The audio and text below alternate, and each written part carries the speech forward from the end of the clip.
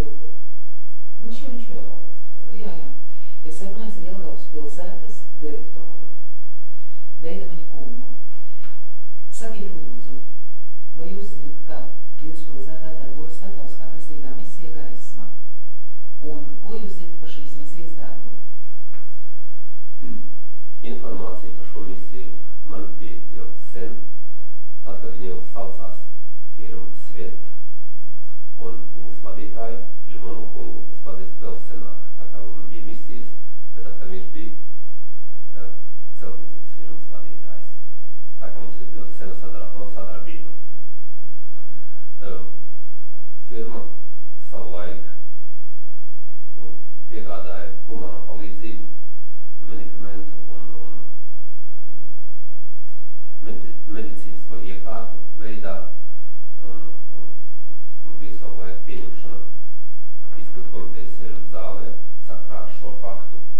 Tā kā mums ir pilna informācija, ar ko nodarbojas firma Sviet, kas viņa tāda ir. Un kopš viņa kļuva par firmu Gaisma, Jelgavā darbojās viņas vadībā Bībeles skola, un mēs ļoti augstu vērtējam, ļoti atzinīgi novērtējam firmas darbību. Un skaitam, ka iepriekšējos gados ir ticība un garīgums ir tā sagrauts, ka šī firma tagad dara lielu darbu, lai to visu atjaunotu. Veidemaņa kungs, sakiet, vai misijai, kristīgai misijai būtu iespējams iegādāties, nopirkt apdzīvojamo platību ārzemnieku uzņemšanai, jo ar viesnīcu, manuprāt, pilsētā ir diezgan liels problēmas vai sarežģījumi.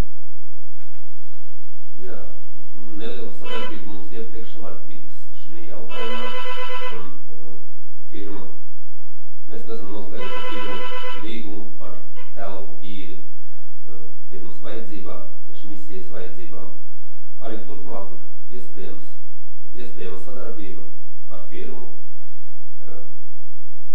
Patreiz, kad sākās, kad mēs ejam tirgu, arī dzīvokļi kļūst par tirgus preci, mums būs iespējams pārdot firmai arī dzīvokļus, ja viņi būs spējīgi nopirkt.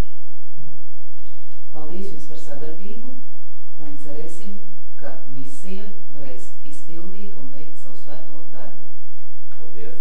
Arī mēs ceram, ka abas puses no tā gūs tikai